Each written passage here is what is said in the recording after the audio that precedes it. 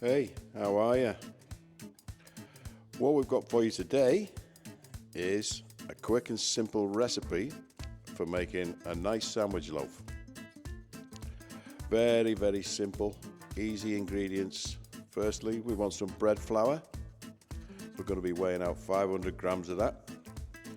I'll just weigh it straight into the mixing bowl, nice and easy. Measured out here, we've got 375 millilitres of half and half milk and water. We've got a teaspoon full of salt, a heaped teaspoonful of yeast, and 3 tablespoons of extra virgin olive oil. Okay, so get the scales on. Get ready to put that flour in. Just zero that, and 500 grams of bread flour going in there. The thing with baking is you've got to be spot on with your measurements. I don't normally bother with scales or anything when I'm cooking savoury meals, but bakery, cakes, breads, measurements. There we go. Getting up there. Oh, touch over. Got to be right. Take it out. Spot on. Okay.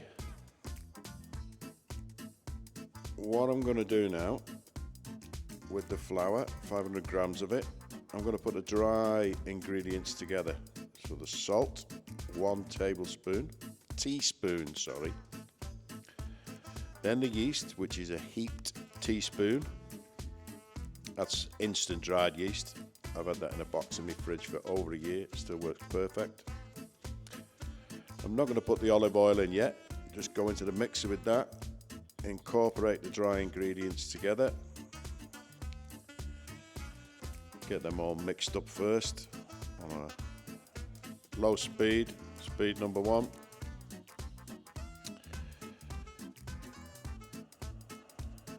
I've got my little spatula there, a silicone spatula. I'll use that when we start to put the wet in. The wet ingredients, once they hit the flour, it'll start to stick around the bowl a bit. So we'll help things incorporate the dry ingredients with the wet by using the spatula. I don't go more than 500 grams in my little bench mixer. It's about all it can take. But it does a good job. It's a loaf. In with the extra virgin olive oil. That's all starting to come together. We need to stab it down a little bit, just down the edges. All of those dry ingredients, just push them towards the mixing blades or the mixing hooks. There we go. That's come together nice now. I'm going to knock that up to speed number 2, and I'll leave that on a timer for 5 minutes.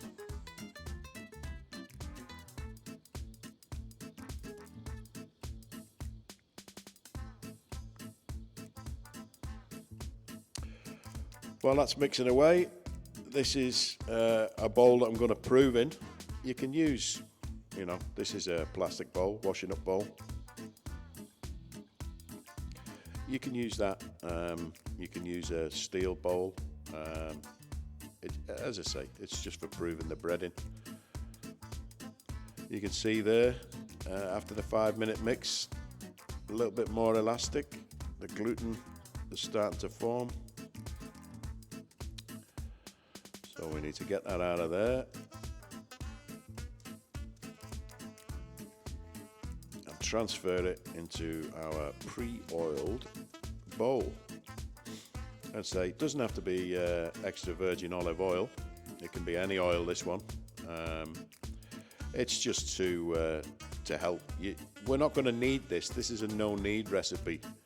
We're just going to be folding it every 30 minutes We're going to do that 3 times, and then the 4th time we'll form a shape, and it will then go into the bread tin for the last.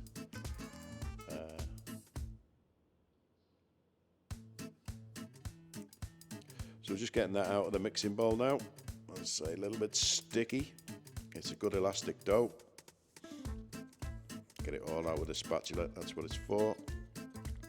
And pop it in our bowl, tip it all in.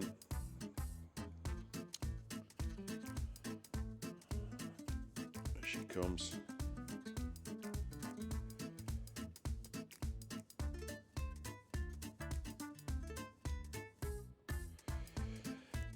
And you just want to give that a bit of shaking. So there's oil on the bottom, covering the bottom, flip it over and just settle it in.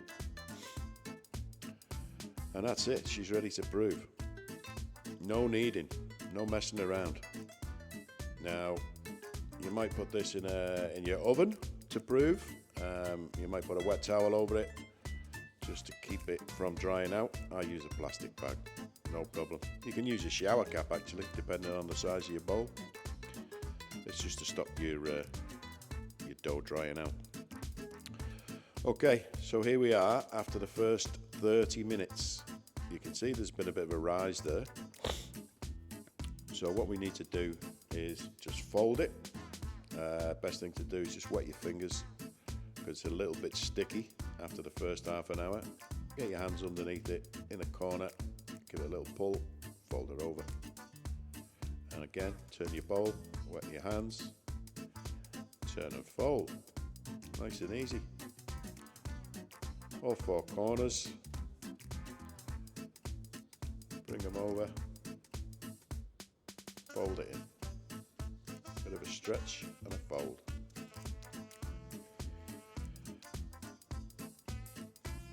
And then put your plastic bag back on, or your shower cap, or your damp towel. And she's ready to sit there for another 30 minutes. Put your timer on, go and have a brew. And as I say, we'll do that 3 times. When we're coming in for the 4th time, we will shape it and put it in our bread tin. So while we're waiting on the proving, I've got my bread tin. What I'm going to do is I'm just going to put a splash of olive oil in there. It doesn't have to be olive oil again, it's just what I've got to hand. And that's just to wipe around to grease the bread tin. Just get it, make sure you get it into all the corners, up the sides, even over the top a little bit around the edge. If you find you've got a bit of excess oil, you can always get a bit of kitchen towel just to take out that excess oil. It just wants to have a nice coating of the oil.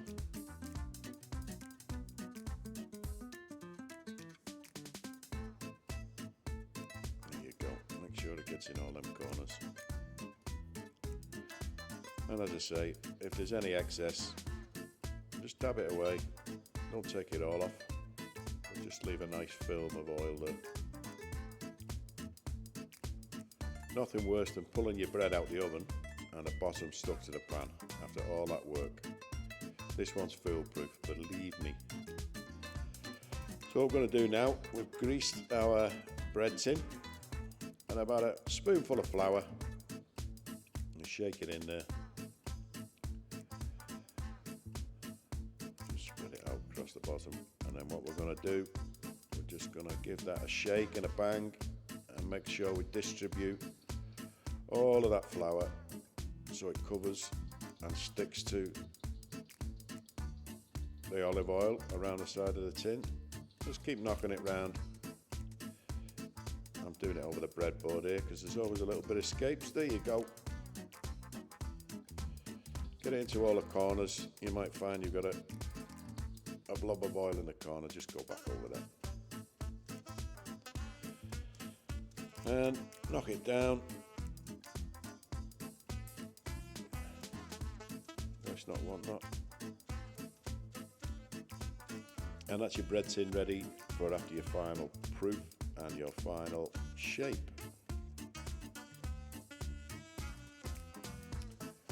All right, so here we are. We have done 4 folds now, or 3 folds after an hour and a half, and then let it go for another half an hour.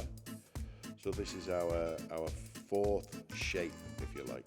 We're not going to really fold it, we're just going to push it down a bit, knock a little bit of the air out of it, and then we're going to shape it ready for that bread tin. So I just fold it over, kind of get a bit of surface tension on the dough, bringing it all together, and then you kind of get it into a sausage shape and tightly roll it. If you don't tightly roll it, you're going to end up with a swirl in the middle of your bread. Now we're going to leave that in the bread tin for another 30 minutes. Just push it in, get it into them corners, shape the ends a little bit.